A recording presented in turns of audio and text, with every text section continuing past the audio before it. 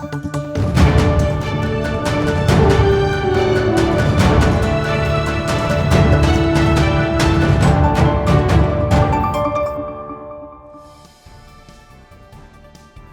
warga Jakarta, apa kabar Anda hari ini? Program Berita Jakarta hari ini, Rabu 14 Januari 2026, menghadirkan berita pilihan dan informasi terbaru untuk Anda.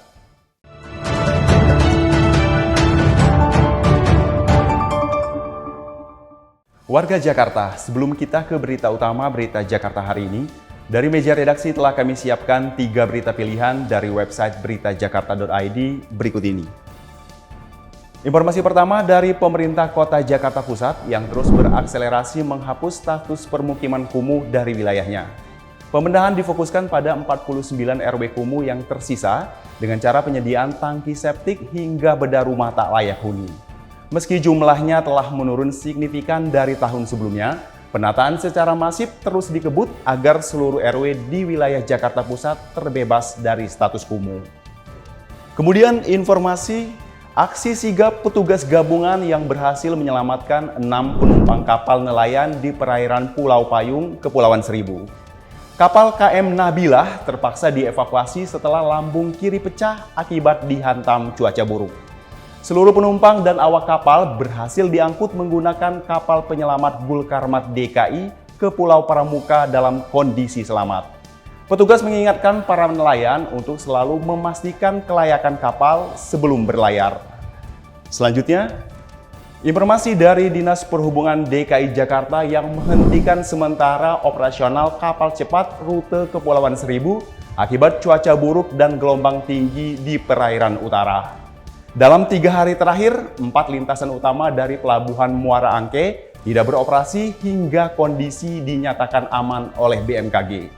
Bagi warga yang sudah membeli tiket, Dishub memastikan seluruh biaya akan dikembalikan penuh melalui mekanisme refund di Bank DKI. Untuk informasi operasional kapal, warga bisa pantau akun Instagram UPAP Dishub atau melalui aplikasi Jaket Boot.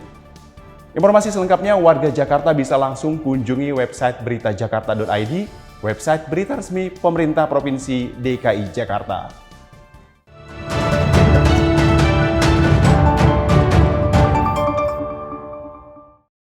Kita beralih ke berita pertama, Berita Jakarta hari ini.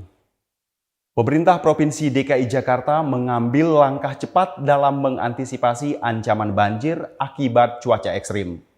Gubernur Pramono Anung menginstruksikan Badan Penanggulangan Bencana Daerah atau BPBD DKI untuk melakukan operasi modifikasi cuaca hingga 17 Januari mendatang.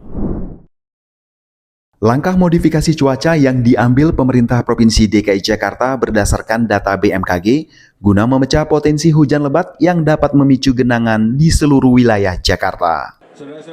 Gubernur DKI Jakarta Pramono Anung mengungkapkan, operasi ini sangat krusial untuk memperpendek durasi hujan sehingga dampak banjir dapat diminimalisir. Jika kondisi cuaca terus memburuk, Pemprov DKI juga telah menyiapkan anggaran khusus untuk melakukan modifikasi cuaca hingga 30 hari ke depan.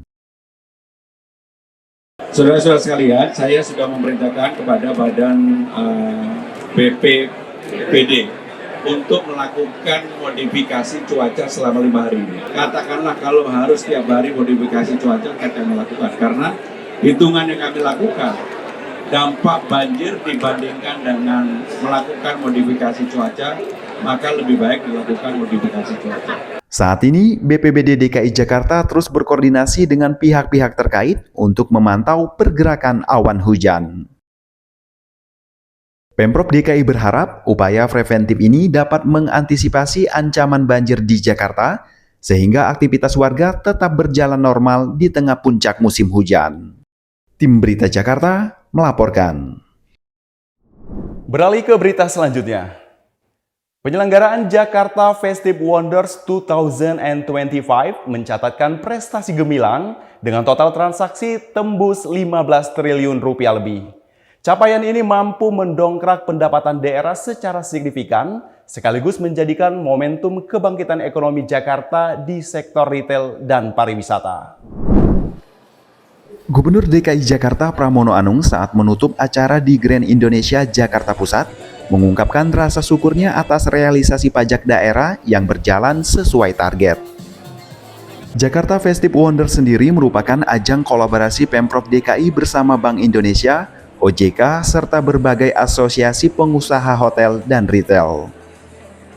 Melihat dampak positif dan antusiasme warga yang sangat tinggi, Pramono berencana akan menggelar festif serupa pada momen besar mendatang, seperti Tahun Baru Imlek, bulan Ramadan, hingga Idul Fitri. Hal itu terbukti dari yang pertama, saya mendapatkan laporan APBD DKI Jakarta praktis sesuai dengan target kecuali BPA-TB. Saya langsung mikir, kenapa kemudian sebentar lagi kita akan menyambut Imlek, sebentar lagi kita menyambut puasa dan Idul Fitri. Gimana kalau kita jadikan dalam rangka menyambut Gongsi Fajar atau Imlek, kita adakan festival juga. Termasuk di dalamnya nanti menyambut Natal dan puasa dan Natal. Saya yakin, seyakin-yakinnya para pelaku dunia usaha terutama di perbelanjaan, hotel, retail pasti setuju. Untuk mendukung rencana tersebut, Pramono meminta Badan Pendapatan Daerah untuk menyiapkan skema insentif pajak yang jauh lebih menarik bagi para pelaku usaha.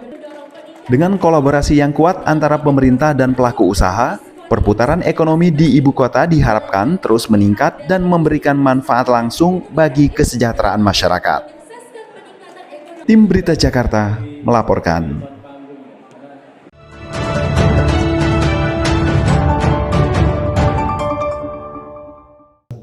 Kita masuk ke segmen Info Jakarta. Dinas Kesehatan DKI Jakarta mengimbau warga tak perlu takut dengan super flu. Selain belum ditemukan kasus di Jakarta, ini bukan virus baru, melainkan varian flu biasa yang memang tren penularannya sedang tinggi. Yang penting, warga harus tetap waspada dan ingat, sehat itu dimulai dari informasi yang benar. Berikut tips dari Dinas Kesehatan DKI Jakarta.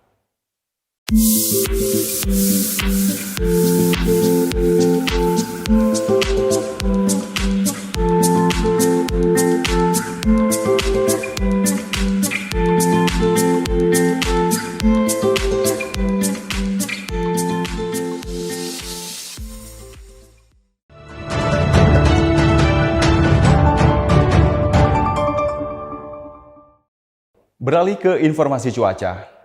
Sebelum memulai aktivitas esok hari, warga Jakarta bisa melihat perakiran cuaca yang dirilis BMKG berikut ini.